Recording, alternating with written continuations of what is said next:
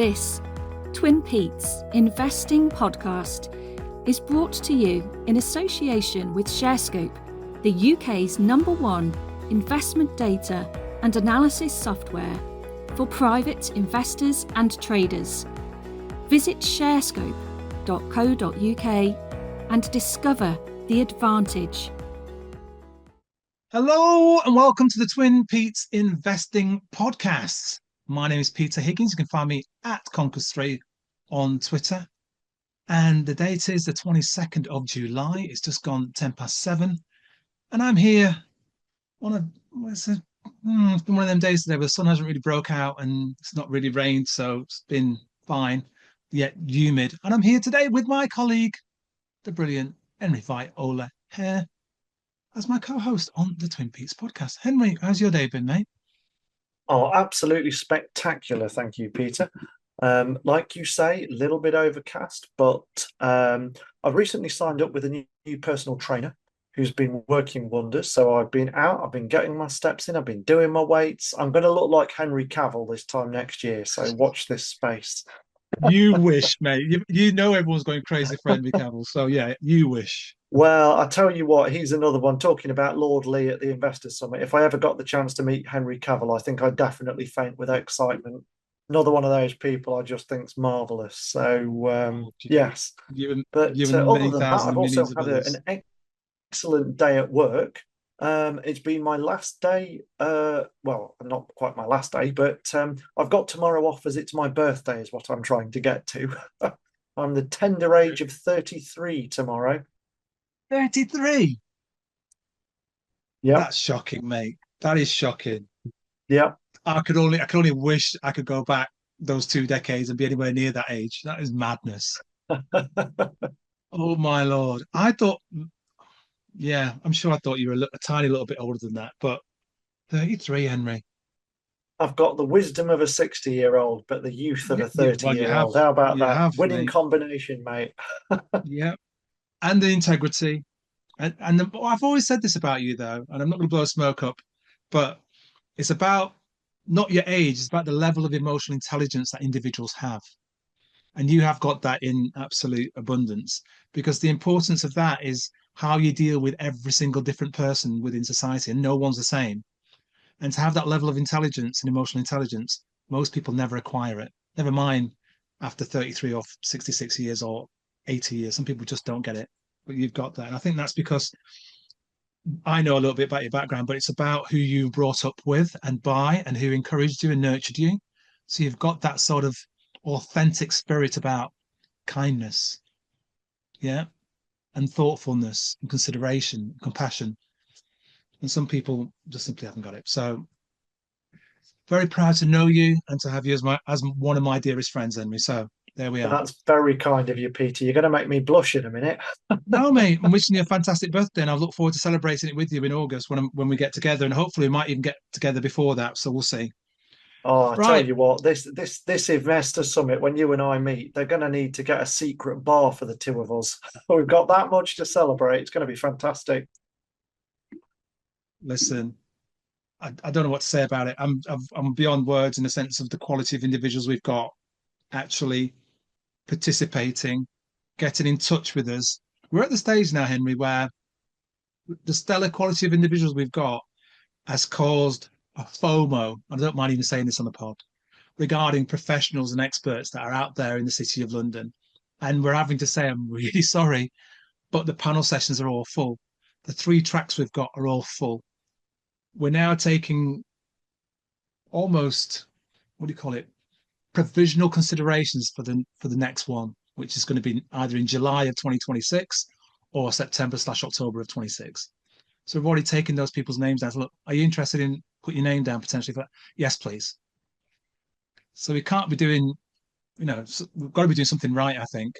We just need to get that audience now in front of these experts. Yeah. So if you're out there listening to this pod and you haven't booked your tickets yet, you have to book your ticket. Get your ticket ASAP. Go to www.investorsummit.co.uk. Buy your ticket. The tickets, I think they're still 84 quid. It covers your breakfast, it covers your refreshments throughout the day, 3-course lunch. And if you get the tickets quick enough, you've got, I said this last time and I got in trouble, I'm saying it again. You've got a bar that's open, which if you're not careful, then I might drink dry. But there's a bar that's going to be open for X amount of hours, and all your fresh drinks, non-alcoholic drinks, and alcoholic drinks will be built into your price of your £84 ticket in central London. I don't know what more you can ask for. Networking, quality of experts talking about all different things, including stocks. And I believe there's 2 guys called TwinPetesInvesting as well doing the live pod. Is that right, Henry? It's the start. It's the highlight of the show, Pete. Highlight of the show, mate. I am so excited to see some of our audience in person. Say hello. I had a very nice drink following the last episode, actually, where I met David Sumners about a week before we recorded. I had another gentleman reach out, Pandas Trader on Twitter, who will stay anonymous as he asked me to remain so. But we went for a drink down the road at the Banker again. Absolutely fantastic chap. Works in the investing industry. Wonderful character. Really insightful. He knows his REITs. He knows his financial analysis. He knows so much about modelling and institutional purchases. I was just blown away. And we had a fascinating conversation for a good 2.5 hours, all about his experience in investing, what his firm does. Really, really interesting. Brilliant. Is he coming to the Investor Summit? Sadly, he is on holiday. Oh, he is on holiday, but he has promised me that he's going to go and corral a few of his colleagues and send them along instead. Brilliant, Panda. Yeah. So I said, lasso them. We'll even give them the early bird tickets. Yes, we will. We will. Right, Henry. We have some news, don't we? We've got some spectacular news. We got some spectacular news, but additional news because you had spooked the market a couple of weeks back, and we couldn't get beyond 8,900. But today, ladies and gentlemen, and those all around the world that are interested in how the FTSE is doing, we again today, the FTSE peaked at an all-time high today, and then closed at another new record level. Yeah. So we were there, Henry, at 9,023, having earlier a all-time high of 9,035. So we're sitting above that 9,000, that level which people start getting nervous at. And we've been trying to get there for a long time, breaking through and holding beyond that. We did that a couple of days beforehand, trading days beforehand, but now we're sitting there and we keep going in and out, and now with 2 days above. Yeah, this week 2 days above the 9,000. So 9,023, mate, is where we closed at. There's a bit of news here I've got to share regarding. Sometimes you put these out, Henry, and I saw it today and I thought I better mention it. And there was the concern about, they were worried that the market was going to come out negative today because the Office of National Statistics, ONS. Yeah, the ONS. Public sector borrowing totaled 20.68 billion in June, which exceeded the consensus estimates of 15.6 and up to 17.44 is what it was in May. So I think that everyone was a bit like this morning about the markets possibly tanking, but for whatever reason, the debt issue of what we've got, the markets just went, yeah, we're not going to bother with that today. Well, it's really interesting you should mention that, because this is something I wanted to bring up. And again, it's inspired by Pandas Trader and the conversation I'd had. So we as retail investors read headlines and we see the bond market and you hear about record debt issuance and you go, oh, geez, the government's gone mad. What are they doing? They can't stop spending. And I confess to being in that camp, broadly speaking. Apparently, the institutions have got a very different view of the UK gilt market. And when there was that crash, you remember a week or two ago when Rachel Reeves was in tears on the front bench and the gilt market had a wobble? Yeah. Apparently, all the institutions went, buy, we want gilts. Yeah, We I are don't understand very it. well regarded internationally as being a very safe place to lend money to, that is very financially well managed, with strong rule of law, a solid currency, a prudent government, regardless of whether it's Labour or Conservative. And when you compare that to, say, the US, where, frankly, I think they've just gone a bit bonkers and turned the spending taps on and don't really care what direction the debt's going in or the level it's at. Actually, the UK is looking like quite a good place to stick your money right now to lend and get a safe yield on gilts. Yeah, I think moving away from gilts though, Henry, I think the other thing is that the American market is underperforming, and the American institutions are looking over the pond and looking at us and going, you know what, that FTSE 100 index and the constituents look cheap, and therefore, and I've said this earlier to a couple of probably a month or so, or even longer than that ago, to one of our listeners, Ronnie Chopra, and I was saying, Ronnie, just look out, they're coming for our FTSE 100 companies.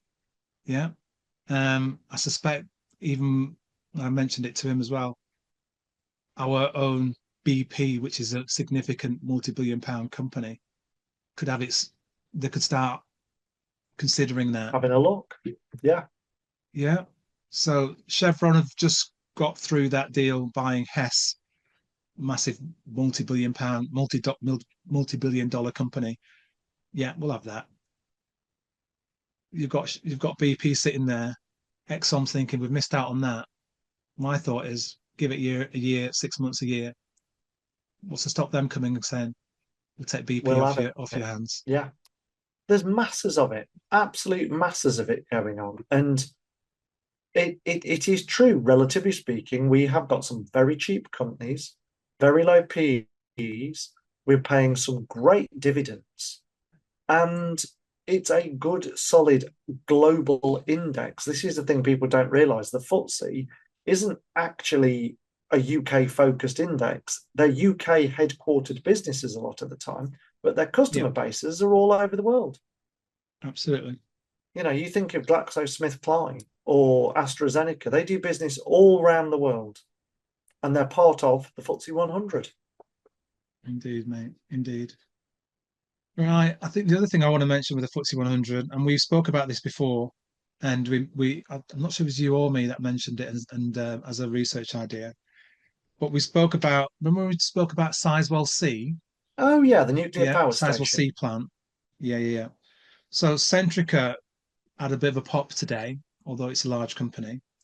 As it said, it will jointly acquire 15% stake in the UK's new Sizewell C nuclear plant with, wait for this, the government, the UK government, and Électricité de France and international public partnerships Would that amongst happen to other be EDF investors.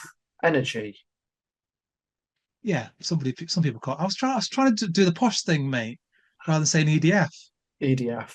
I'm from Nottingham. We don't do posh. There's you, me trying to talk like you, and you go, is that EDF? But I didn't. Did you say international public partnership? Yep, Because I own a bit of that. partnerships. Yeah. Because I read that and I INPP. thought, is that INPP or is that international public partnerships? Yeah. You with me? I might have to Because go I and was do a thinking quick that Google after INPP this. might be a bit too small to be one of the partners there. Let's have a I look didn't on look into the finer ShareScope and see details if with that one, anything Henry. comes Sorry, up. mate. Yeah, you'd have to look underneath their name and see if they say anything about Sizewell today. You could be right. Yes, they are being Is it them? selected. Yes, INPP So it's them. There you has go. been So it's selected as a INPP. preferred bidder on Sizewell C. A There you go. £250 million equity commitment, 50 million a year to be invested over the next 5 years. There you go. I There you go. totally missed this morning. I was that There you busy go. flipping out. There Right, you go. some reading to do this evening. So that'll be good for them, I think. Long term, it gives them something stable to be able to put the money into, and hopefully, look at how long that takes to get off the ground. But as they progress, I suspect what they'll do is bring in other partners at a higher entry price. Yeah. Yeah. So that will then mean their equity stake goes up in value going forward. So we'll see what happens there. And then the other thing on the smaller end was head expectations for Greencore, raise full year guidance. They are buying, I never pronounced it right, Bakkavor, the other food company. Yeah. They exited out of China. Their divisions out there got circa 50 million. Their price bumped up again. And I'd recommended Bakkavor back in, I think it was Feb-ish 2024 at 96 pence. Greencore came in to buy them at £2. And earlier today, the share price was 237, 238. So almost tripled it, 2.5 times it, mate. In Blown away. A year and a bit. Yeah. So blown away. So this is why you and I have got nearly 4,000 people listen to this on a regular basis, bar those who are on holiday and don't listen to it whilst they're at the beach. Come on. You can still listen to it while you're snoozing on the beach. Yeah. Numbers always drop off in the summer because people go, oh, yeah, I'll catch up when I come back. Oh, I've listened to three on the bounce, Pete. I'm going, listen to it whilst you're on holiday. Send us a picky. Oh, geez, I wouldn't recommend doing that. No, listen, this is what I'm saying. If you're on holiday and you're listening to the pod, send Henry or I or both of us a little picky to say, guys, I'm listening to your podcast. I'm in Lanzarote. I'm in whatever, Magaluf, wherever you are. Yeah, Thailand. No matter where you are, just send us a picky saying I'm still listening on the pod. Right. That's it, mate. I want to talk about the FTSE. The FTSE's the record highs, mate. Fantastic. And we're outperforming some of the US in indices as well. Fantastic. Yeah. I won't go into too much detail about others that have been popping. And I'll talk about some takeovers and other bits and pieces in a moment. So I'll get this in quickly, Henry. I want to give a big shout out for two individuals because we've had a bit of a summer lull regarding the Memphis Just Giving page. We're currently sitting at 2,117 plus gift aid.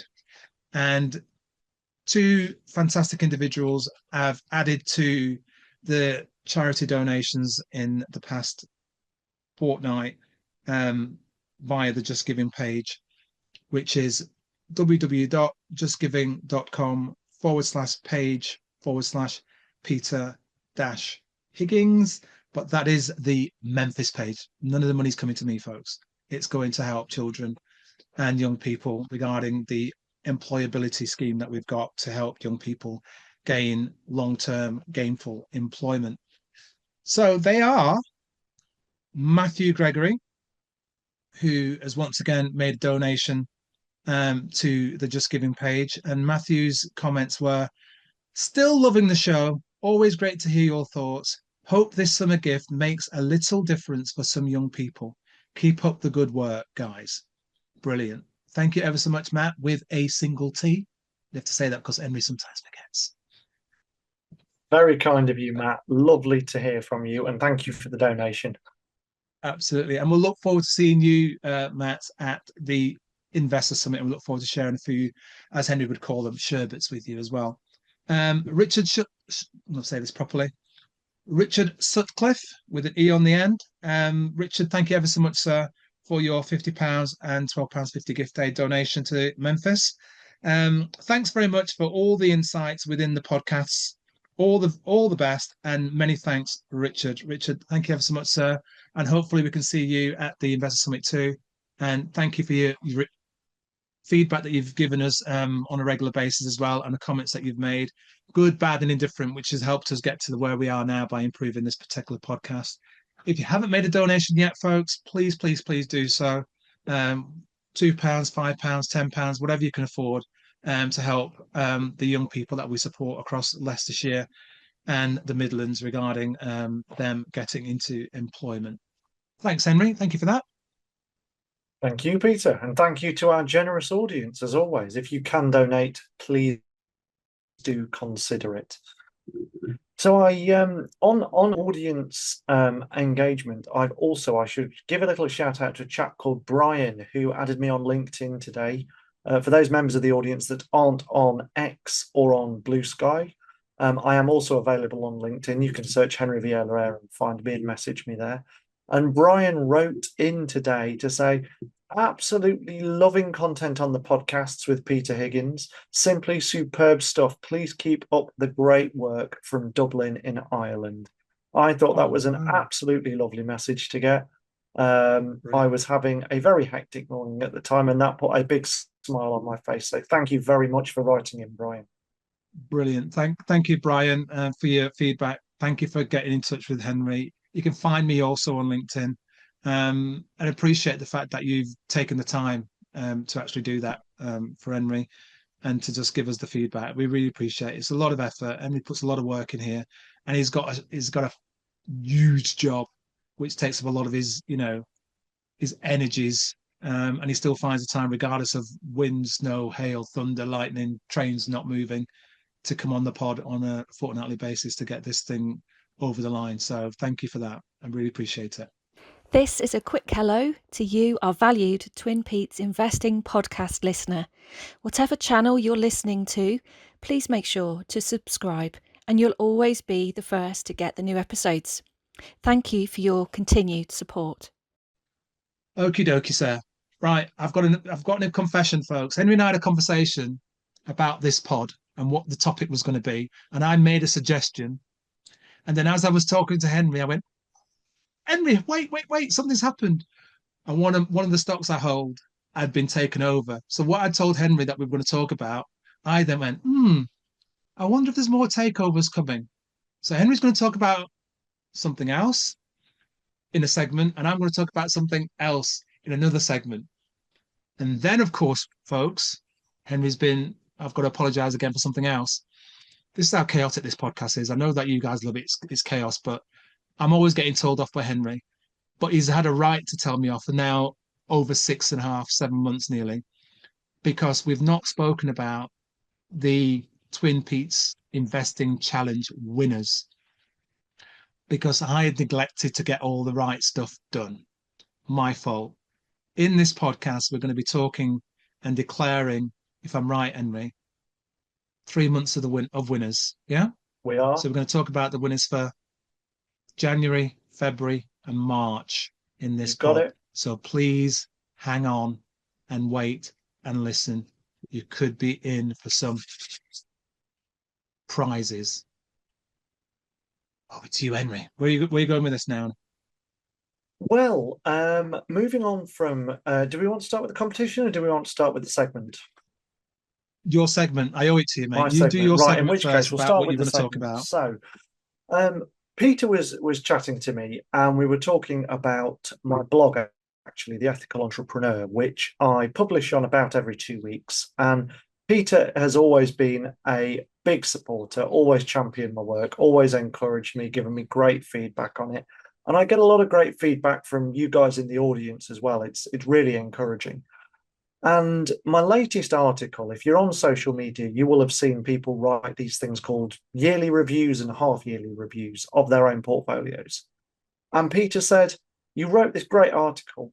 Why don't we do a précis of it for the audience? I know we don't usually talk about our own shares, but hey, everybody likes a bit of what's going on in Henry and Peter's portfolio. So I'm not going to do a whole rant fest on my portfolio. And if you go to theethicalentrepreneur.com and look at the blog section, you will find my half-year review. And I think you will find it a fairly well-balanced article. I've talked about the losses as well as the positives. But this was sort of the theme we wanted to talk about this year. What have we been doing for the first half? And what are we going to be doing for the second half? So one of the first things that struck me this year is that, to be honest, Peter, I've had an absolute torrent of takeovers. We keep talking about it, but it wasn't till I sat down and did the numbers. I've had Warehouse REIT, I've had Urban Logistics REIT, I've had Mkango Resources, I've had Care REIT, all have takeover offers in the first 6 months of this year. Now, Mkango hasn't actually gone through. The bidder turned up, they did a bit of due diligence, and then they decided to walk away again. But that sort of went up, and then it came back down again. But the other three are all REITs, and they're trading at huge discounts to NAV, And foreign buyers have come along and gone, yeah, we'll have those. Larger REITs have come along and gone, yeah, we'll snap those up. Thank you very much.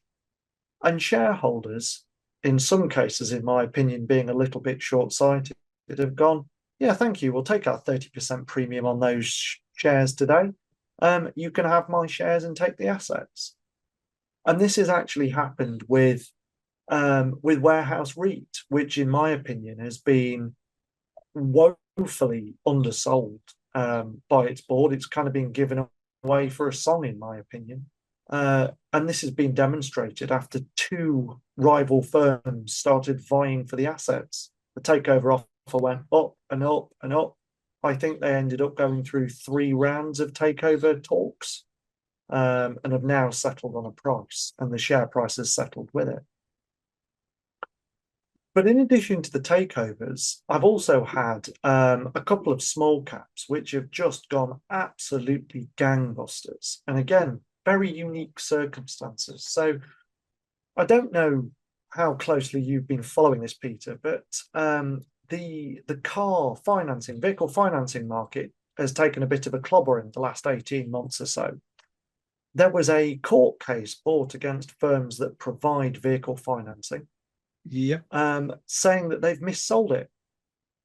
And all of a sudden, every bank, every vehicle financing firm involved with vehicle financing in main or in part suddenly fell off a cliff because there were talks that this could potentially be the next whatever it is, not PPE scandal, PPI scandal, payments protection insurance. And you know that went on for like 15 years, and it just seemed to be this endless pit of lawyers going, yeah, give us more money for our customers that haven't really suffered any hardship, just give us some money for it, and the courts allowed it.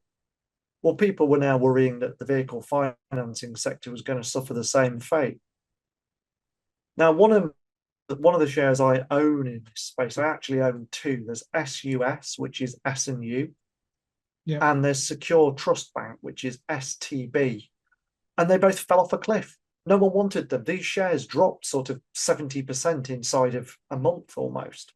And you couldn't give the shares away.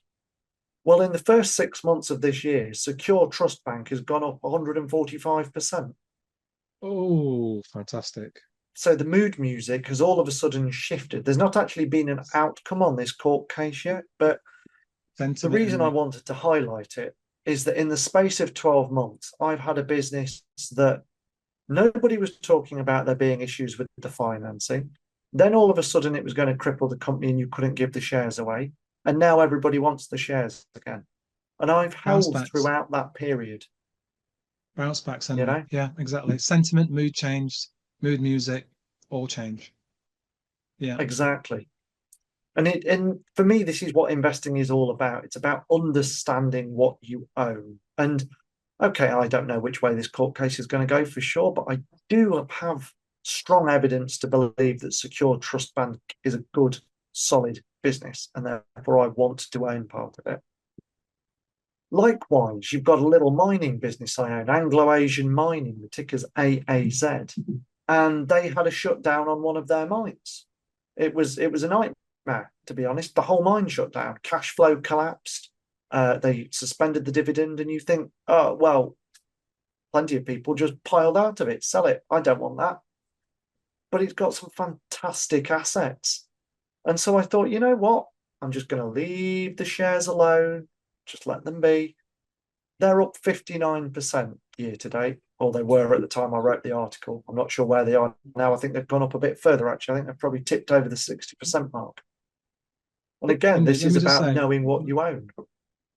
I'm absolutely positive that if I recollect correctly, you and I were having a conversation about AAZ either last year or the back end of 2023. And then I went, there's too much geopolitical risk around it. And every now and then just kept coming out with another problem. And we're going to resolve that. And here's another problem. And I said to you, and I said, Henry, I just can't be dealing with this. I'm just waiting for another shoe to drop. I've given them 2 or 3 chances now, and I'm out of here. And you looked at me, you went, yeah, all right, fine, fair enough. I'm sticking with it. And I was like, okay, mate. And I think the share price it must have doubled from that nadir, that From low, that to where it is conversation. now, at least doubled.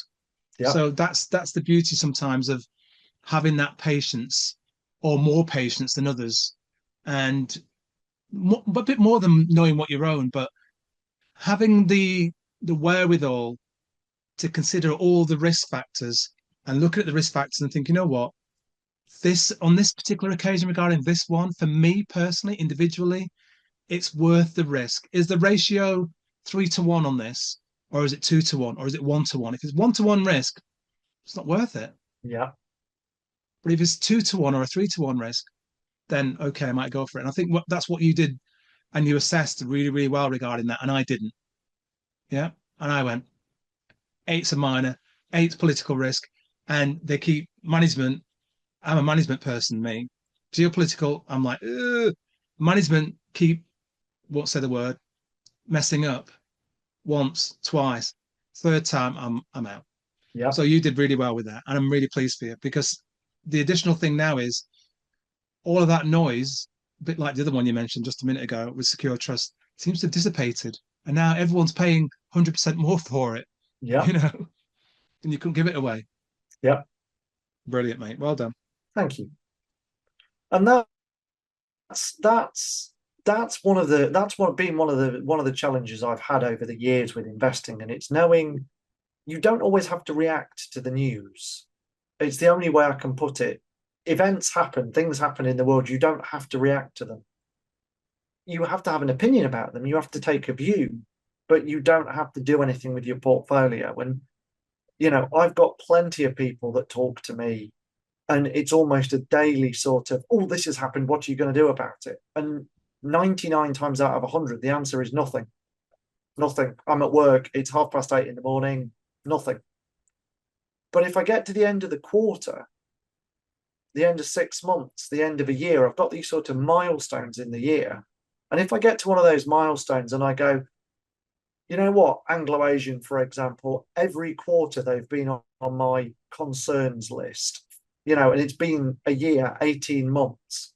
Do I have a good reason to think this is going to be fixed, or am I just sticking my head in the sand? And that's when I'll make a decision, on a Saturday morning with a cup of coffee, and I'll go, yeah, no, I'm done giving this excuses. But reacting to an R&S, for me, it's a very rare event.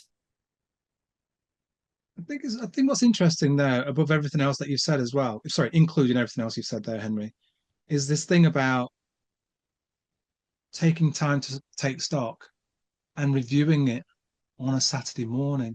I think a lot of people do the reviewing on the train prior to 8 o'clock on the way to work.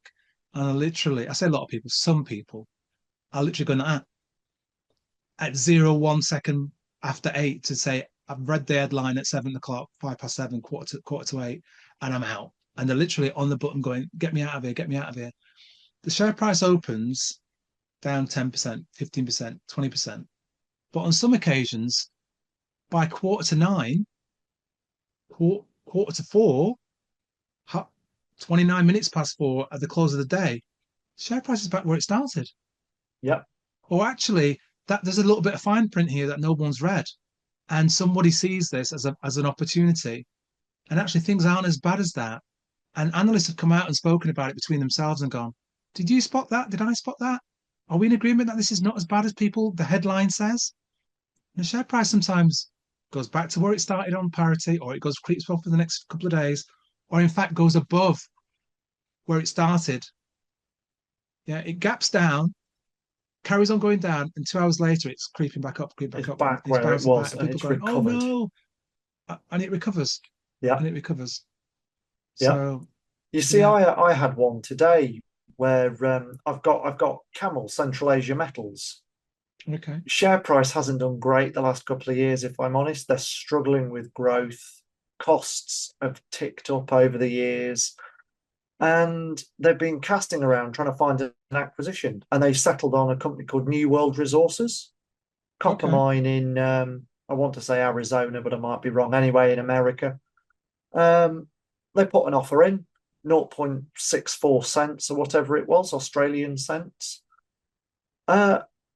they've got it, great. A couple of weeks later, someone else came along, made a slightly higher offer, 0.65 cents. So they made another offer, 0.66 cents. And then the other bidder came back and went 0.67 cents. And I'm thinking, I'm not being funny, but I really hope we're not going to go up cent by cent for the next 6 months.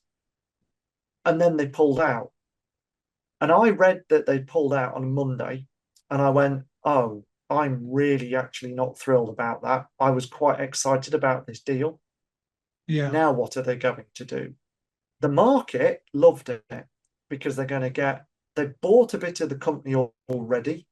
So they're going to get a premium on those shares. And there's also a break clause where now they've made an offer, New World Resources is liable to pay for not accepting it, breaking the deal effectively. So the market's gone yippee and given the shares a bump. Whereas I'm looking at it and going, well, great, but what's your plan B? Because you need one. Well, the beauty of it is, Henry, I think I've not looked at that particular company, but sometimes when a company like that is getting additional cash, especially in this environment, having cash and equivalents and not having debt and equivalents, it's a position of strength, mate, because they don't have to go cap in hand doing a placing or a raise or whatever you want to call it. And there's bound to be other opportunities which may not be as competitive as that. And I think the issue for a lot of companies is that sometimes they're so fixated on that particular assets that they overpay. Yes. And if their stewardship is one of, guys, we've got a max price that we're willing to go to, and they've reached that, they're not fighting with somebody, because I love it when two companies are fighting over something I own. Yeah. Because I'm like, ching ching, we're going to be the winners here now, guys. You know what I mean? We're going to be all right. And you had that with Warehouse REIT, yeah? Yeah. Scrap. Share prices just going zing zing, and you're thinking, ching ching.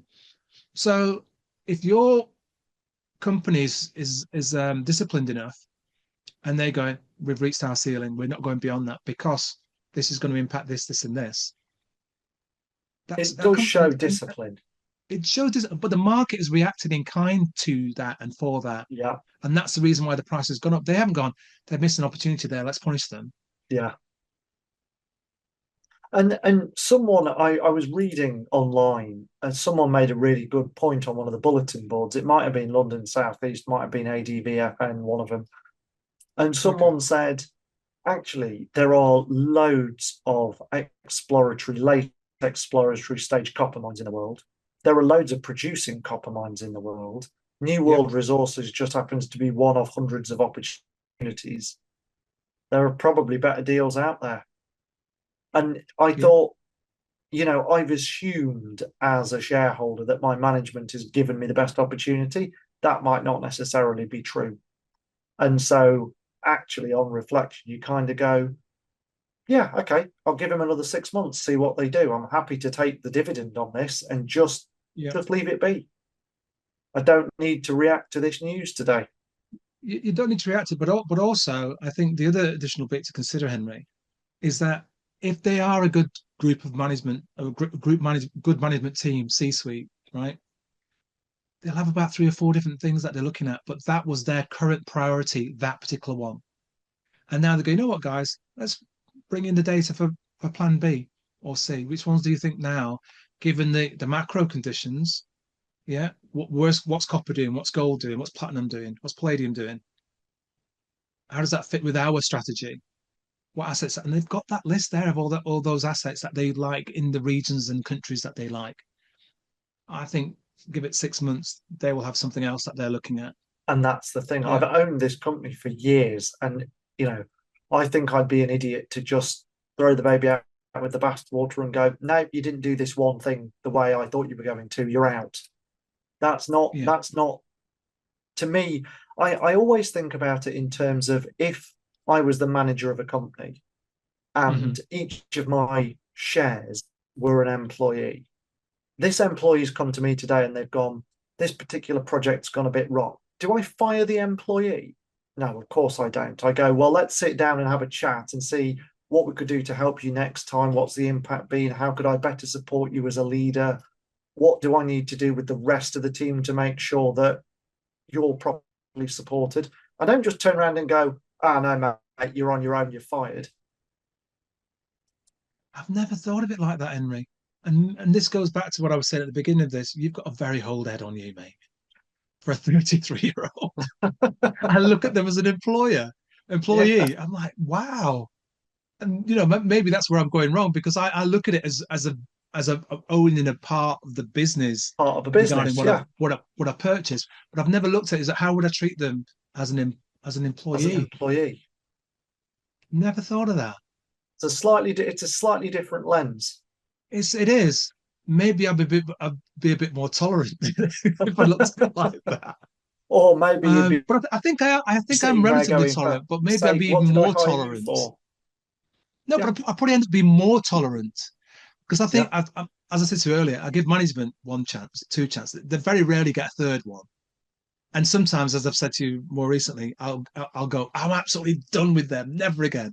And then I'll see the share price go, and I'll go, I wonder. And then I make the excuse, I'm not buying it because of the poor management. I'm buying it because the intrinsic value looks reasonable. So I compromise, and I'm going, oh. So yeah, but yeah, that's a really, I'm gonna have to give that some further thought. Think about them like an employee. Yeah, it reminds me of. I'll have to pull out that quote again. Invest like a farmer. Remember the invest like a farmer thing that I yes, did. I really like that. Yeah, I'll have to. I I have really to. I have like to that. talk about that. I'll have to redo that on a pod going forward for our newer listeners. No, pray continue, Henry. That's a really good analogy, mate. Carry on. So one of the other things I've tried to do this year is just getting rid of some of the weaker holdings. So I find it psychologically much easier to take losses than I do to take profits.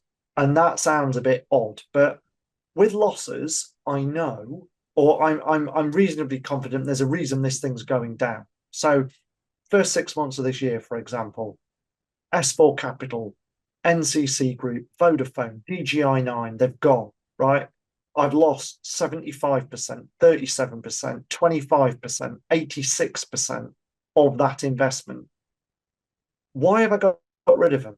Right? Because there's a big spread in those numbers. But fundamentally, first thing I'd say, I've owned all of these for several years, right? We're not talking about a 3-month investment and I've just changed my mind.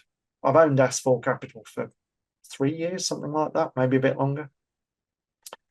I'm looking at the performance of the underlying business. And again, if you think about it in terms of an employee, so I'm a bid manager, I'm the senior bid manager for my team. I've got junior bid managers that work under me. Let's say I've mentored someone for 12 months because their writing's not very good, right? And they're still turning things in with typos every day.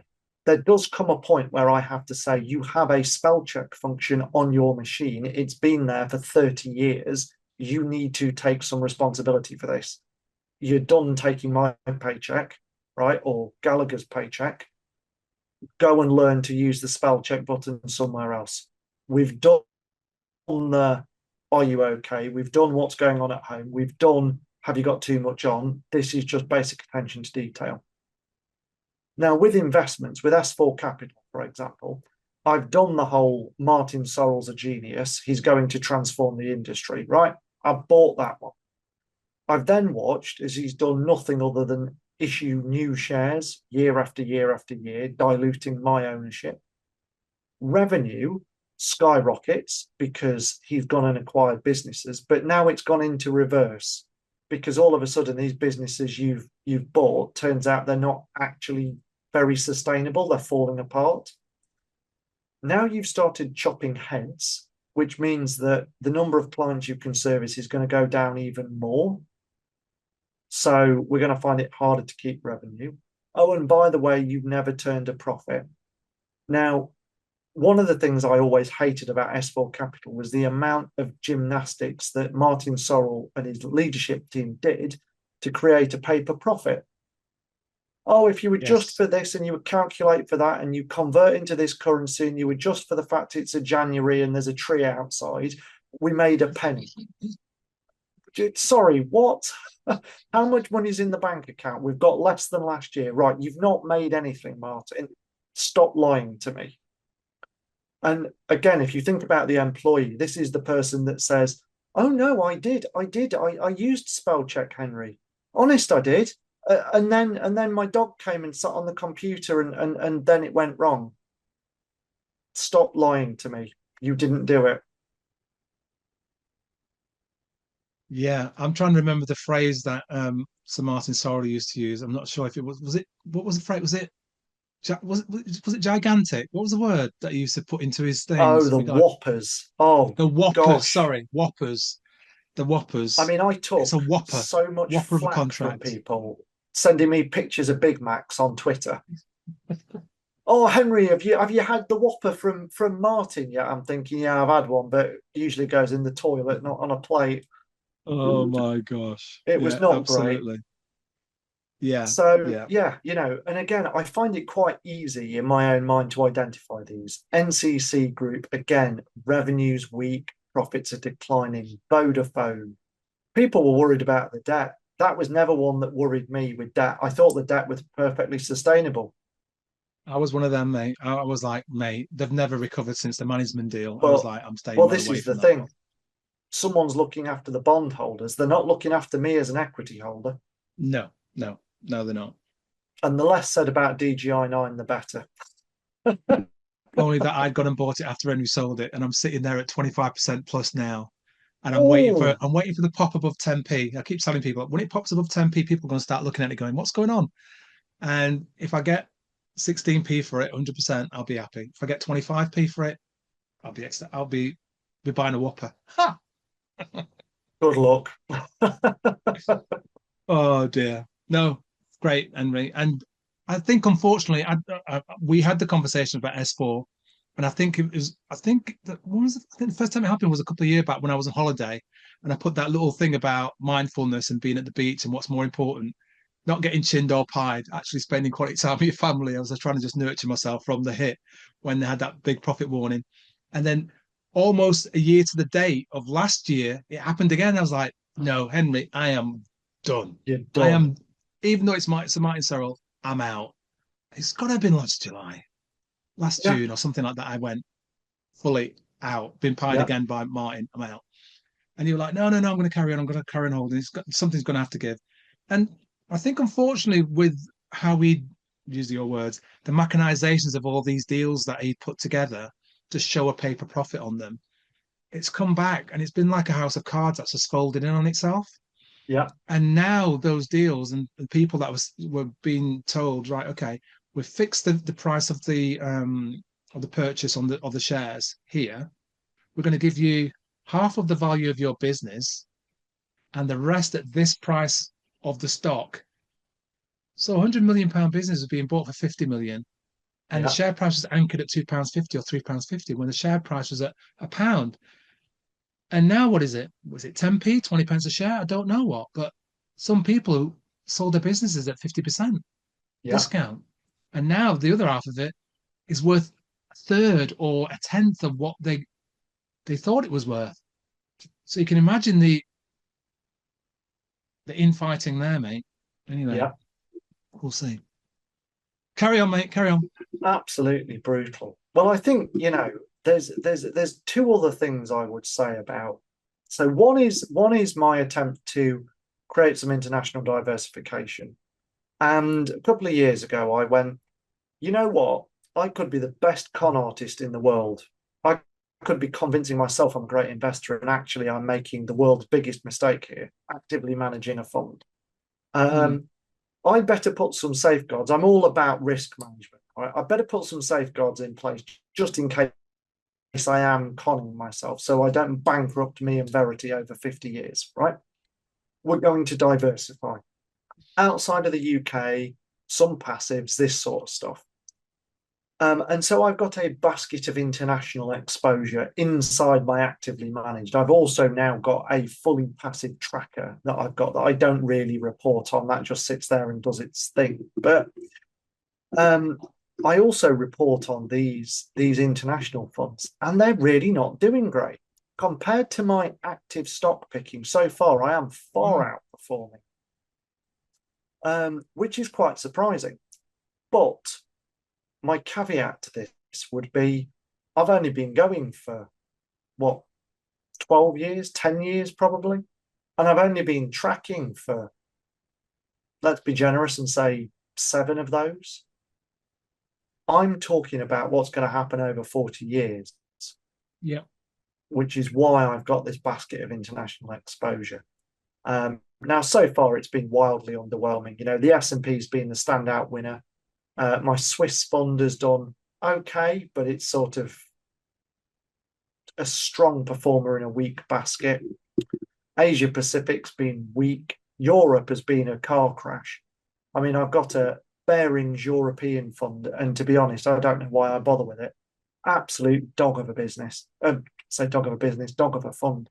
Gone nowhere. So I've said to myself, look, again, being patient, employees, this was a new strategy I'm trying out.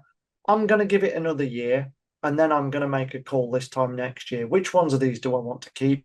Which ones do I want to get rid of? Which ones do I want to swap out? And so looking forwards, what am I trying to do in the second half of this year? Well, I'm going to continue getting rid of firms with low returns on capital employed, low returns on assets, low returns on invested capital, or whose metrics in those areas are declining. I'm going to be having a very close look at businesses in which I've made a good profit, but which are perhaps now fairly valued because we've got rid of a lot of the dead weight in the last 12 months. Now I'm starting to get into stuff I really want to own, and it's harder to identify things I really want to get rid of. Whether you are an experienced or new investor, you know how valuable it is to conduct portfolio enhancing analysis and to have easy access to data that will give you the edge. As a Twin Petes investing podcast listener, you can access an exceptional offer, the UK's #1 investment data and analysis software for private investors and traders. This special Twin Petes offer is available to new subscribers only, and you can subscribe using the promo code TWINPETES. The incredible and exclusive offer means that monthly subscribers will get their second month free, and annual subscribers will get their 13th month free. Sign up and subscribe today using the Twin Petes promo code, and you can save up to £69. Visit sharescope.co.uk for further details and subscribe to the investing and trading analysis and data you need. But I'm also looking for areas of potential growth, areas of opportunity. And I think actually the topic you want to talk about next is an area that I know very little about, but which I've got an interest in potentially adding to my portfolio, which I think leads us quite nicely into your topic. Oh, no okay. pressure, Right. But I've got my pressure. notepad out. You've got your notepad out. Well, you know me and my segments, mate. They tend to be quite swift. But I wanted to say one thing about another additional thing about what you said about your portfolio and what you've done. I think it's really shrewd that you do take the time out to actually analyze and give things time when you start a new strategy. It doesn't happen overnight. It doesn't happen within 6 months. You're doing something new. It tends to take a minimum of 3 years to see the fruits of your labor. However, there are times when you know within a very short space of time, actually, that was a wrong pick. You may have to be ruthless. But with the management and the companies, and depending on where they are in that sort of framing of, you know what, if it's got any exposure to the UK and the S&P, then actually it should be doing okay. So is the management actually doing what it should be doing on the tin and failing? So, but yeah, I think the sort of analysis that you do on a regular basis is something that most people don't do enough of, in a sense of looking wider as to where the company or the fund or the strategy that I've picked, how is it working versus its peers? Measure it versus their peers, not solely on in isolation, then they're failing. How are they doing it? As that whole cohort of companies doing well, and that's the only one that's doing badly?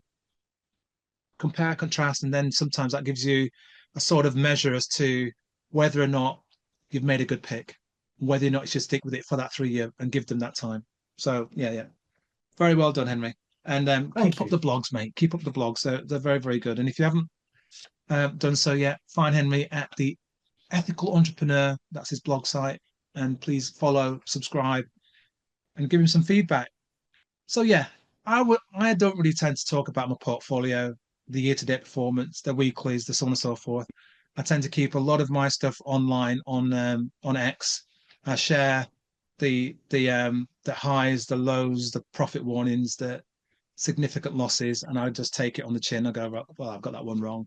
Management have said that today we've got a profit warning. Shares are down 30%, those down 25%, and I just share it. You can find it all on X. Find me at Conquest3 if you're not following my account already. And there are some mornings when you just see the face with the pie coming towards the face. That's usually the GIF I use when I've been smashed in the face. But as I was saying earlier, having a conversation with Henry last night, and I had to stop because I'd been busy all day working on the Investor Summit, and I saw news and I went, I own that stock. What's happened to it? It's popped, and it was a takeover, and I was like, whoop. And Henry's trying to tell me something else that was far more important, by the way. And I was like, whoop, whoop. Henry, just let me just have a quick look at what's going on. Anyway, so what happened yesterday, folks, was private equity fund Apax Global popped on a £794 million bid to take itself private. Now, there's a very interesting first sentence here, to take itself private, right? So essentially, the shares jumped to a 28-month high after fund managers offers the shareholders, me, you, and everybody else, a 19% premium to the share price at the end of what was a 10-year stint on the market. They've basically not done that well over the period of time. However, it's an entity of an entity. So essentially, they're actually buying themselves and giving us as shareholders what the equivalent is of £1.65 per share. The NAV, the last NAV I saw, was 194. I purchased it at 118 per share and a bit of change, right? Because the yield at the time was 10.7%. And I thought, got cash sitting here. I've always got some cash sitting in my portfolio for opportunistic buys and just sheltering it from the market so I can actually do what I want to do. I thought 10.7%. Yeah. Share price will creep up a little bit when they sort themselves out. I can compound that 10.7% and maybe 1% or 2% or 3%. Compound 15% a year for the next 3, 4, 5 years. Happy days. The management have now come out and gone, we're going to take it private and we're only going to give you £1.65, despite us having brought people in who said that our NAV currently is 194 and change. And I'm sitting here going, yeah, that's a nice premium to have, and the share price popped and all the rest of it. But how comes you as a management team have recommended a bid at 17.1% discount to what the NAV is? And the market has gone up and valuations have gone up in the past 3 months, if I get the date right for the last NAV. So the NAV could be £2 now, and you're saying you're selling the company out at 165. So again, Henry, it's going to be a successful takeover, as in the price I purchased it at 118 versus 165. But in essence, myself and other shareholders and institutions that have the shares of Apax Global Alpha, Apax is APAX is a ticker symbol. It's a take under, Henry. It's another take under because they're actually taking this on the sly. I'm hoping somebody else comes out of the woodwork and goes, you know what? We don't want you to go private. We'll offer you nearer to what the NAV is of 194, 95 to, but it may not happen because it was languishing only last month. It's a basket of illiquid investments. It's a liquid, yeah, and it's hard to sell into a market that's illiquid. Private equity companies, unlisted companies. But the point I'm trying to make is the NAV was done recently. It's going to be done again.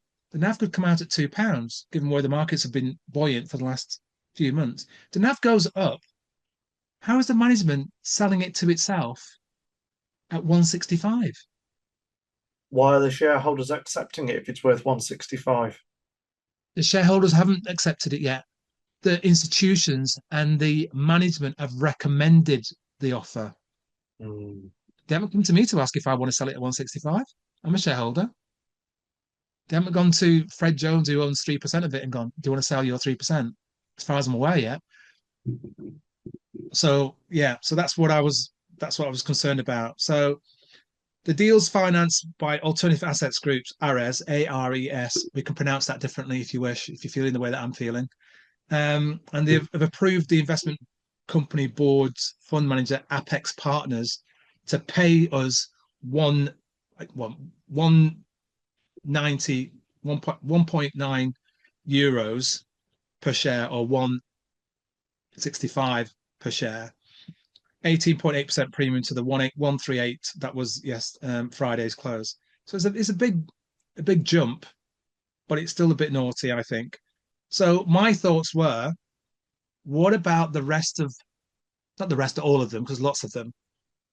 What about is there opportunities within that space regarding some of the larger discounted private equity companies, Henry?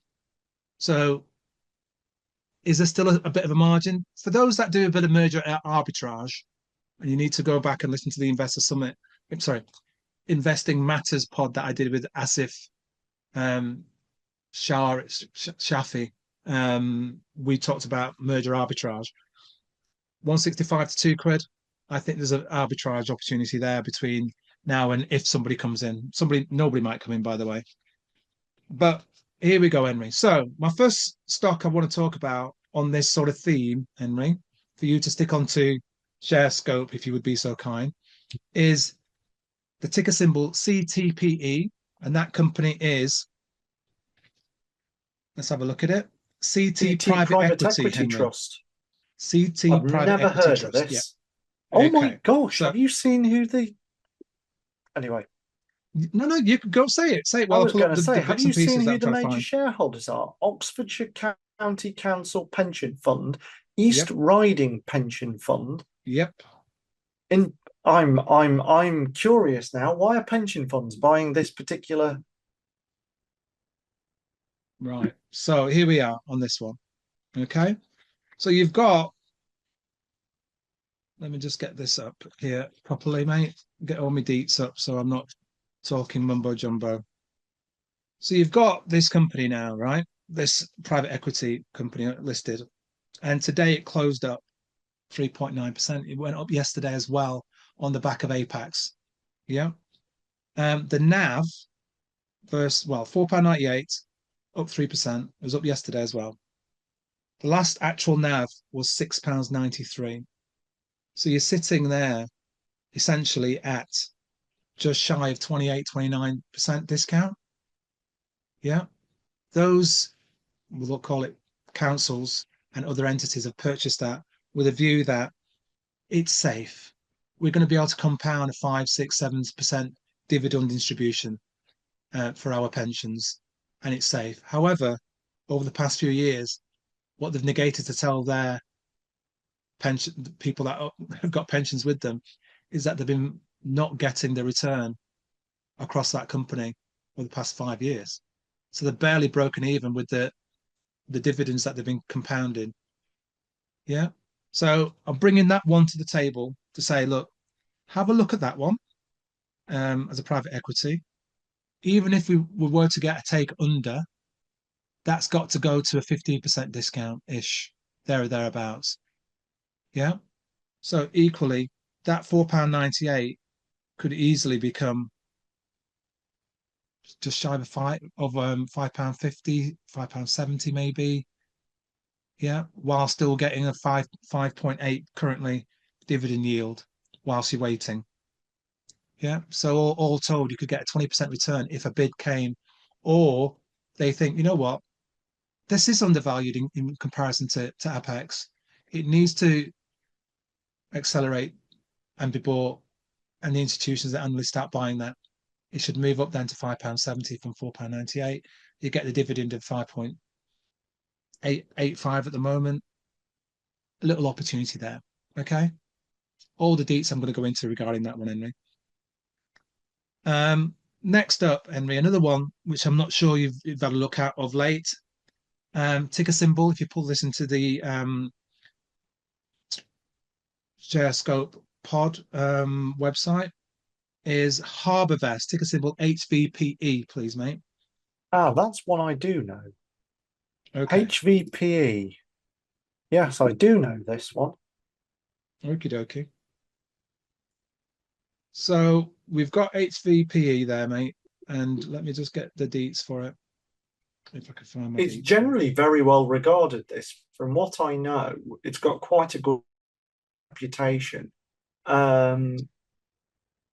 Although I think it's sort of a fund of funds, which has always put me off owning it, because it's very hard to look through at what it actually holds. Because you've already got a pooled sort of entity who's then buying a pooled entity again. So you're doubling. It's meant to be lowering of risk, if that makes sense. Yeah.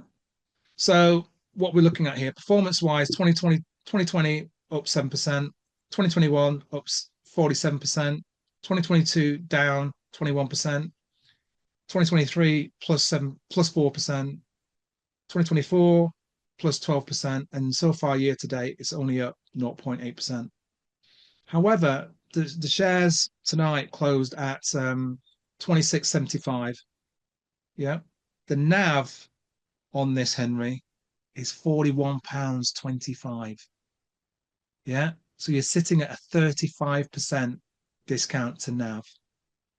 Yeah, as far as I'm aware, I couldn't find any details on ShareScope regarding total distribution yield. Not sure they actually pay a divvy or have done of late. I could be wrong. I don't think they do. I think they reinvest. Yeah, they reinvest. So you've got an opportunity here, were this to be ignited and have a catalyst going forward, where, in theory, that that discount to NAV could halve. 26, let's call it £27 per share versus the NAV of 41. What's the middle of that? Yeah, 30 something. 68, 30, 37. Yeah. Yeah. What we got? We'll just do the maths again. 68. Yeah, 34. Middling. Minimum of ish. No dividend. I would be shy of that one because it's not giving me a divvy while I wait for them to sort themselves out. So, but ladies and gents, please go away and research this particular one. Okay. Henry, next up. Ticker symbol NBPE. And these are all very different setups regarding private equity, guys. Ladies and gents, so go away and research them. Are you there yet, Henry? I am. Private Equity Partners.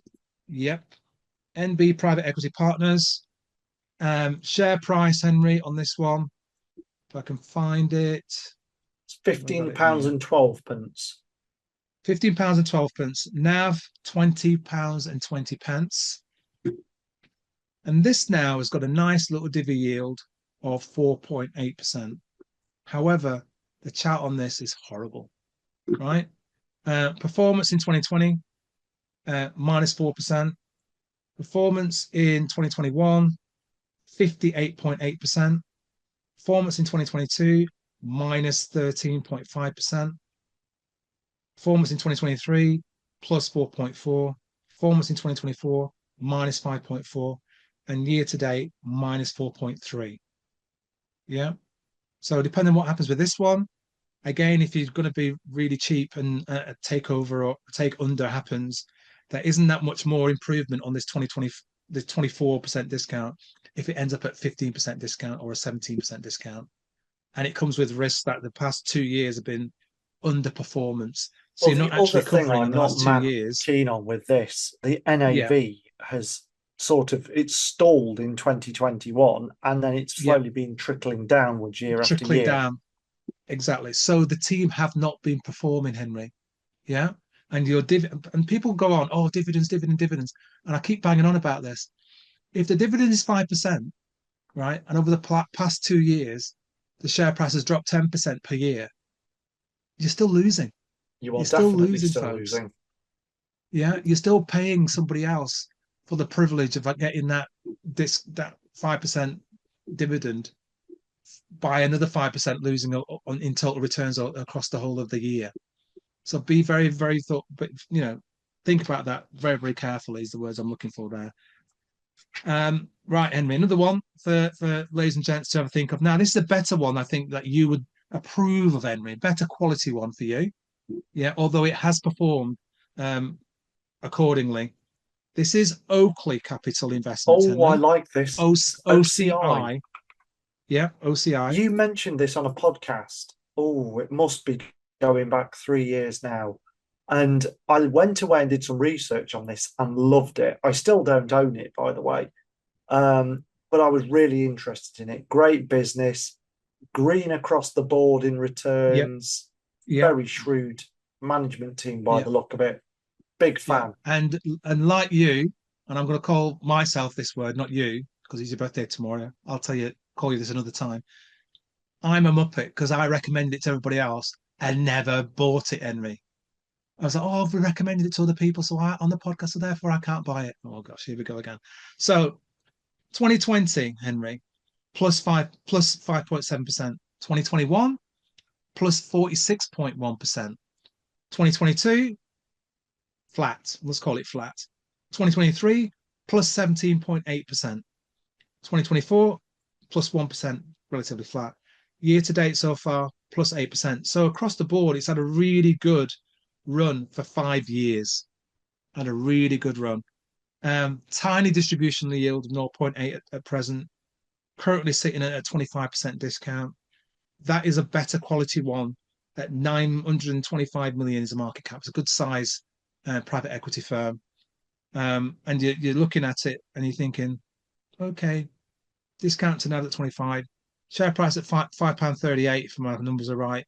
Last NAV is at £7.04. Quality. You know, it's had a really, despite what's been happening over the past 5 years, they've managed to return a profit plus dividends every year for the past 5 years. Yeah, it's got all the hallmarks of a great fund. I mean, they're paying out a very, very low dividend yield, which means presumably it's sustainable. They're reinvesting in these companies. Their baseline returns in terms of NAV have been wonderful year after year, even taking into account the last few years. So interest rates started going up in what, 2023? Late 2022, 23, I think. Yeah, if I remember rightly. At which point, fine, returns on NAV are going to slow anyway. They're still eking out positive returns. The dividends are now starting to compound to the point where their total return is now outperforming their baseline capital return. Yeah. You know, very, very well run fund. Of the funds I've looked at, this is one that ticks a lot of boxes for me. And like you, I don't own it. But I can't promise that will always be the case. Yeah, I don't blame you. Don't blame you. I'm trying to remember with all the different names I've got in my head regarding it. I'm sure that one stage there was talk that we might have been getting Oakley Capital at the Investor Summit. I don't know what the latest is on that, or whether we finalised they're going to be part of it. I'll have to go back and have a look, and I'll keep you guys posted about it. Right, so that's another one for you, ladies and gents, to go away and research. Now, Henry, there's another one that you should know of already, a high quality one, a large 1.4 billion market cap private equity company. PIN is the ticker. The name is Pantheon International. Yeah? I think some people call it the PIP fund as well, don't they? Does it get called the PIP fund as well? Sometimes? Yeah, there's Pantheon International Infrastructure Trust or something. Yeah. So this one, I owned Pint at one point and wasn't that impressed with it. And I kind of looked back and went, I think I was a bit hasty there. Okay, so PIN is currently sitting, Henry, at a 34% discount to NAV. Yeah, 34.5 to be precise. And again, this one doesn't pay any distribution yield, doesn't give you a divvy while you're waiting around.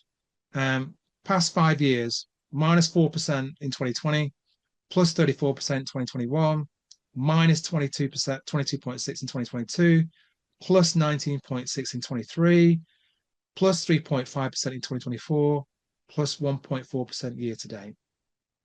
Now, this is quite an interesting one because of the management of this particular entity.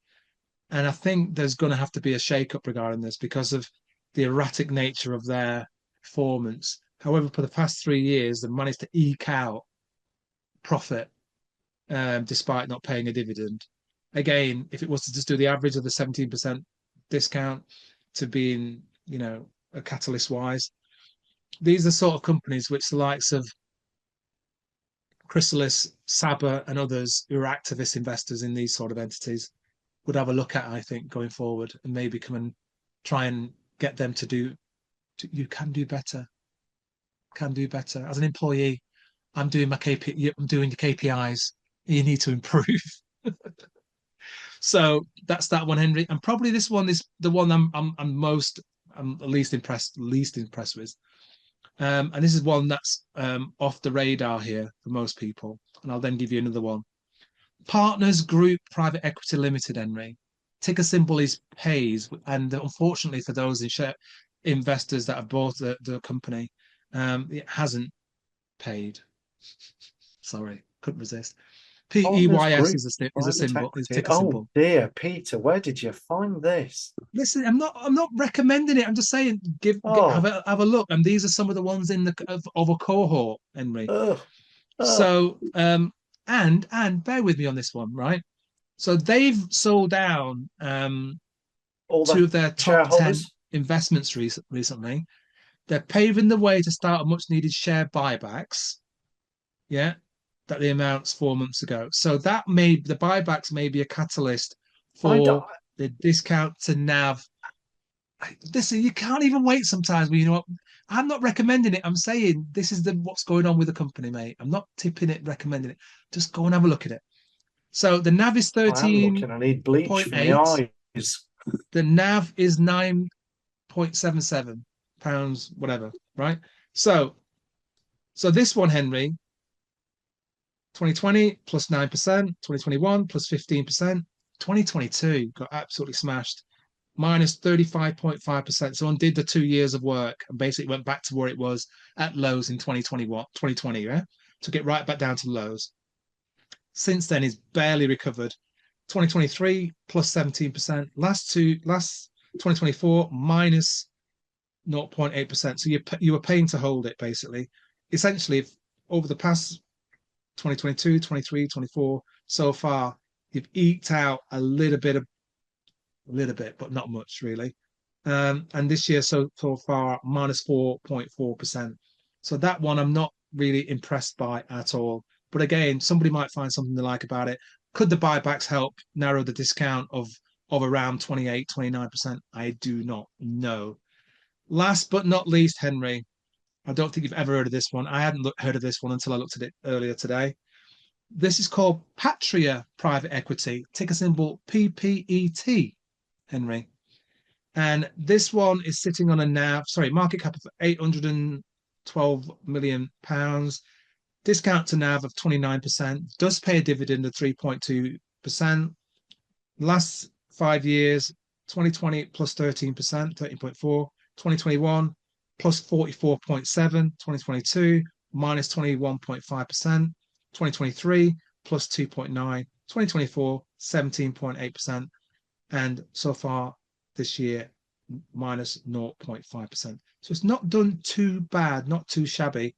The one with this one, Henry, it's an interesting one. I'm not sure you can see it on the ShareScope platform there, the award-winning best in class ShareScope platform. Quarterly dividends, Henry. Just dropping in every couple of months, mate.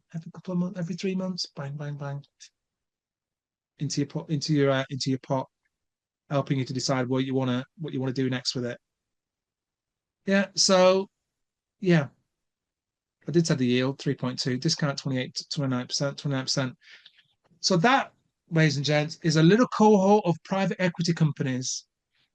It's rare that private equity companies are taken private. It's rare that they're taken over en masse. Could this be the catalyst for that cohort of companies? I don't know. I'm just saying, potentially go away and investigate. If you find one that's interesting, give Henry and I a call, send us a message on LinkedIn, on X, on Blue, whatever. Just let us know what your thoughts are. Equally, if you think I've been rabbiting on for the past 10 or so minutes and all the companies are absolutely pants, rubbish, or whatever expletive you want to use, let me know. Yeah. Or quietly tell Henry to get himself another co-host. And we can have a chat about it. Right. But those are the ones I wanted to talk about, Henry, regarding it. I mentioned that HarbourVest as well already, haven't I? HVPE. Yes, HarbourVest. I think that so I've would, done all of them. between that and Oakley, I think they're the two names that really catch my interest. I mean, And that's the point. And that is the point. You will find those two interesting. Somebody else might find a different two interesting. it's a fascinating sector. And again, this is one of the things I loved about having Annabelle on the show all those months ago, because in the pre-show chat, I named a couple of funds I'd had, and she sort of went, geez, did you hit your head or something when you picked those? And I'm thinking, really? This isn't what I want the comms manager for the Association of Investment Companies to be saying. What do you mean, did I hit my head? Well, I wouldn't own those. And I'm going, well, no, I wish I didn't own them either. She's going, go and have a look at the website, darling, because we've got some wonderful resources to help you find some quality names instead of just throwing darts at a blackboard. I'm like, okay, I'm just going to go and crawl off and lick my wounds now. I love Annabelle to bits, mate. We put our flyer out for her only just today, actually, regarding the investor. I'm going to be there. I'm going to be there on the front row taking notes. You will be. You and many other people. I mean, let me just pull up who she's got on this panel, mate. 1 second for you, because it's a fantastic panel. It's going to be focused on. Let me just find this on income, Henry, because everybody likes the dividends and the income regarding the portfolio. Big fan. Right here. Yeah, and so she has got on her panel. Yeah, so this is Annabelle BRODIE-SMITH'S panel. Search for income, why investment trusts have the answers. Love that title. And she's got absolutely stellar names here. Sue Nofka, head of UK equities at Schroders Income Growth Fund, a very vastly experienced talent there. Sue Nofka. Rhys Davis, fund manager, Invesco Bond Income Plus, another stellar name there. And this is one to be interesting to you, Henry. The ticker symbol is ORIT. This is David Bird, co-fund manager of Octopus Renewables Infrastructure Trust. I know that. He's on that panel. Yeah. Yes. All-star panel there, mate. Yeah. Spectacular. So yeah, Annabelle knows her onions, and she's got a fantastic panel there. That panel will make some people some money over the next couple of years, mate. Absolutely nailed it there. So yeah, you like Oakley and HarbourVest. They're going to talk about some other opportunities across the investment trust space. That's my little segment on opportunities. Let me know what your thoughts are about it. If those of you that are watching on YouTube, if you saw Henry's face on a couple of those, you might want to comment about it, because he wasn't best impressed with some of the ones that I mentioned there. If you're not watching it on YouTube, you need to go across and have a look at this segment, because he was making lots of faces. I don't have a pet, Peter, but occasionally I do feel that you're bringing me dead sparrows and going, what do you think of this? Ouch! No, mate. Peter. Come on. Take it back out wherever you got it from. Oh my gosh. Right. That's my segment done, mate. We're done with that. Right. Spectacular stuff. Spectacular. Have we got time to squidge in a couple of these? We do. Ladies and gentlemen, you've been waiting all year for this. I have been beating Peter up with a piece of 2x4 every week on your behalf and going, oi, muggins, get your act together and get me those names. Look, he's even turned his lights on now. Flipping out. I'm putting the lights on because it's getting dark, but they've gone straight onto flash, mate. It looks like Blackpool in here now. I hope no one's you carry on. Epilepsy. I'll set the lights to still. So, without any further ado and faffing about, I am going to do this in two halves, because otherwise we're going to be here for forever. But we're going to do these in reverse order, because I know Peter likes a bit of suspense. You've only been waiting 6.5 months for these. So, January's winner, in fact, not January's winner, in third place in January. Third place in January for the TwinPetesInvesting Podcast Challenge. We have at FTSE Bets with Shield Therapeutics, Ferexpo, Pantheon Resources, Tech Capital, and Duke Capital, with a very respectable 15.5% return for the month. In second place, we have at Sandy Mid, with Next Energy Solar Fund, Record Group, Alpha Wave, Close Brothers, and Vivendum, with 15.7% return for the month. But in first place, with an absolutely eye-watering, astonishing 30% return, we have at Chef Trader 2. That's at Chef Trader 2, with Arc Minerals, Asiamet Resources, Mkango Resources, Borders and Southern Petroleum, and Andrada Mining. Very well done to Chef Trader 2. 30%. Sorry, mate. What was that percent again? 30.1%. I thought I'd heard 30.1. I thought I heard it wrong because I wanted to commend Sandy Mid in the middle of that, and then you already started saying the number of what the other person had got. I was like, what? Astonishing stuff.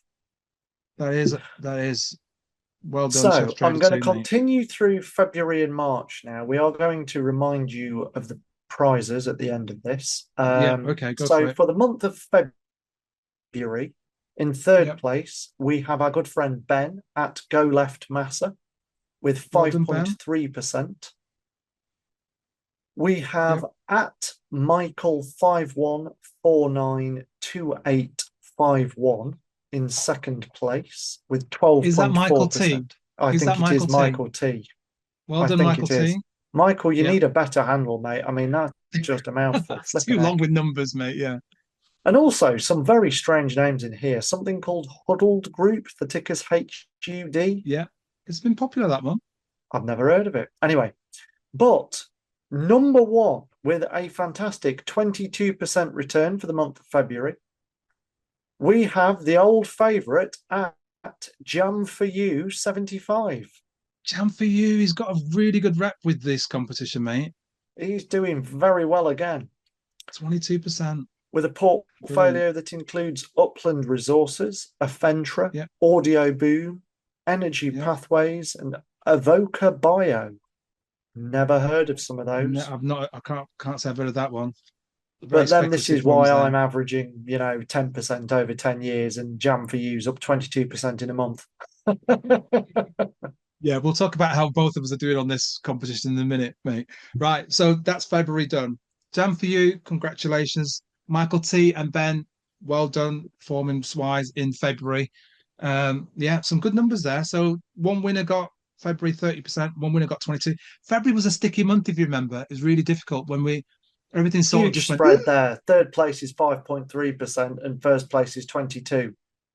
Astonishing spread. Yeah. So it was a difficult month for most people. Right. So last month we're doing for this particular time, March 2025, Henry. March 2025, we've got in third place our good friend Richard Sutton, Richard Sutt 76. And Richard Sutt is the Twitter X handle for the individuals that made us that donation. So it was meant to be. Meant to be. Serendipitous passing of goodwill. Well Third done, Richard. Place with 7.7%. So very well done, Richard. Yeah. And for the first time ever in all my time in doing this podcast, we have a draw in first place for the month of March. Two individuals did 19.4%. Wow. Chef Trader 2 and at Smudge Dan. Wow. Now, I'm going to do something live on the podcast, and I hope this works. Yes, it has. I can take this down to 2 decimal places. I'm going to be that finicky. Henry, really? And would you like to know how narrow this is? I was going to say something nice and say we can go away and have a conversation with Harriman House and maybe we can, and I think we should. because I am being very finicky here, because there is only... Henry, let me stop you there. Think about them as employers, mate. Come on. Think about them as employees. Yeah, do better, number two. Employees do better. even, sorry. Employees even. Stop chewing on plug sockets and get me more money, damn it. So decimal point wise, what are you talking here then? We are talking 0.03% difference between the two of them. You could sneeze and miss it. 0.3%. 0.3%. And who's the winner on 0.3%? Smudge Dan. Oh dear. Right. Here's it. Right. Now, here's what I'm. Here's my thing. Oh, go on. Well, I was going to say, I think we ought to do the honourable thing, and I think we ought to declare this a draw between the two of them, and I think they should both get a little something. Yeah. Yeah. That's two things I was going to do. I was going to see whether I can squeeze out the same prize each for both of them. Other than that, the compromise would have been the fact that, excuse me, Chef Trader has smashed it in January and he was already getting a prize. Yeah. And then on this one, if you go to decimal point-ish, a bit like the 100-meter sprint, isn't it? They're all looking like they've all finished the line at the same time. And give that one to Smudge Dan. If we can't get anything additional out of that Harriman House, give that one to Smudge Dan. Chef Trader's already won and smashed it regarding January. Jam for You's won a clear knockout in February. Give that one to Smudge Dan. If we can't get something out of our partners, supporters, and sponsors, so we'll give that one to Smudge Dan with an asterisk over it. We may come back, Chef Trader, and be able to give you another prize. But given your portfolio, I suspect that Chef Trader is going to be winning a few more going forward anyway. I am very impressed. Very, very well done to all entrants here, by the way. We've got a strong performance. So in our next episode, when I do April, May and June's winners, I will also reveal how we're shaping up at the half-year mark. And I can say that we have got a significantly higher portion of you in positive returns this year than last year. So very well done to everybody that's entered. Very well done to our winners. And thank you also for bearing with us for the first half of this year whilst we crunch the numbers and I beat the names out of Peter. Guilty. We very nearly ended up as the Single Pete's podcast. You forgot one element. You needed to share how the co-hosts of the Twin Petes pod have done. Well, you don't have to say the half-year point because we're not share that for anybody else. But how did we do in January, February, or March, mate? Or any 1 month? I'm going to have to redo my spreadsheet here. Sorry, hold mate. on, bear with. We have got in January. Where were we? Let's do sort by January. You can see we've not checked on our own returns here compared to other people that have won. So January, I was number 6 in the pack. Wow, well done, mate. Well done. And you were number 13. Unlucky 13. So we're holding our own in January. Yeah. It gets worse after this, folks, for me. Then do another sort and go for February. In February, I was number 10 in the pack. Good. Oh dear. Henry's like, for those of you who can't see it on YouTube, he's already smiling because you can't find me because he's scrolling down that far. my computer's still calculating. You are running out of power to scroll down far enough against all these numbers. Peter accidentally bankrupted himself down at number 43. Oh my gosh. You lost 7% in February, Peter. So as my employee, do better. Yes, must do better. A D on my cap. Yeah. And let's have a quick look at March whilst we are here.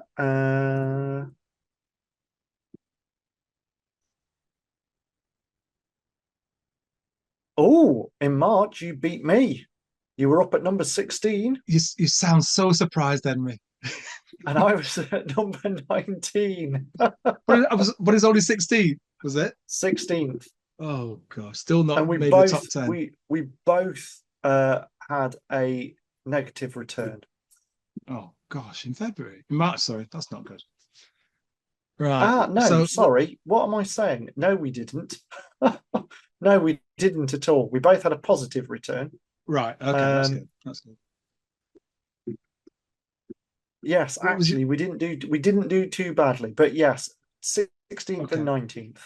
16th and 19th. Okay. Yeah. So right. Let me just remind people what I'd picked and why this is such a volatile selection that I had.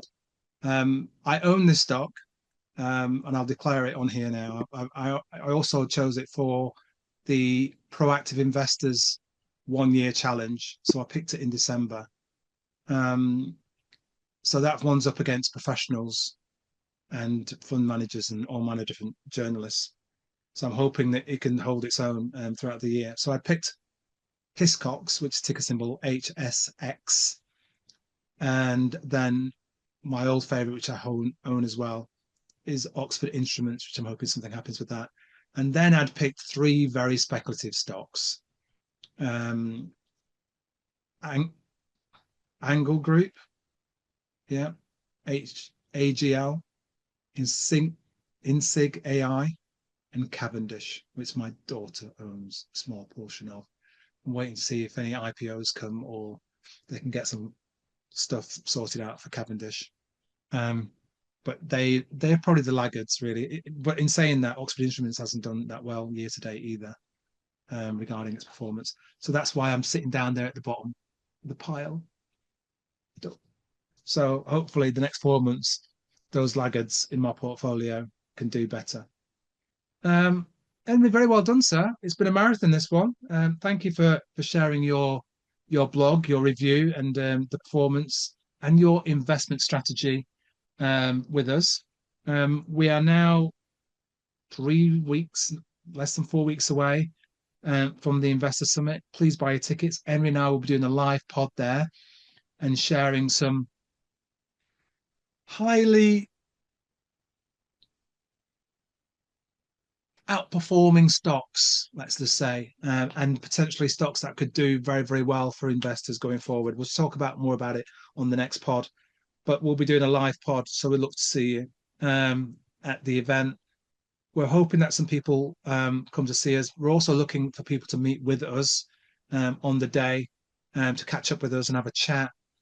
We're probably going to have a cohort of individuals that we're going to be spending some time with afterwards once we've finished the day, because I think we're going to just be in the bar, mate, post 6 o'clock for a little while. I'm literally going to be going through the courtyard into the Mount Calm and going like that at whatever hours it is on the 13th or the morning of the 14th, and then sleeping it off. So yeah, I think Henry's going to be up for that. We'll have to try and get some Nuki Brown. Get some Nuki Brown into the building for Henry. Yeah. Yeah, might have to bring a crate. Might have to buy a crate to come at 6 o'clock. Yeah, delivered for Henry. Henry Viola here. Spectacular. Okie dokie, ladies. It's been an absolute marathon. Thank you, Henry, again for fantastic co-hosting and all those deets on the TwinPetes Investing Challenge. Thank you again for those that made a donation to the Memphis fundraise. Please make a fundraise donation if you can. We will see you in 2 weeks' time, folks. And in 2 weeks' time, we will actually be in the month of August. And if you're on your holidays, please share this. Please post it. Please tell us where you're watching or listening to this podcast from. We'd love to see some pictures of people in sunnier climes and where we're going to be. Yeah. Look out for each other, be kind, show kindness, celebrate other people's successes if you can, and don't show envy, don't show jealousy, show kindness, and good deeds will be returned to you. Ladies and gents, take care. God bless you all. Look after each other. Henry, bye-bye, mate. Thanks a lot, buddy. Catch you soon. Take care, everyone. Bye-bye for now.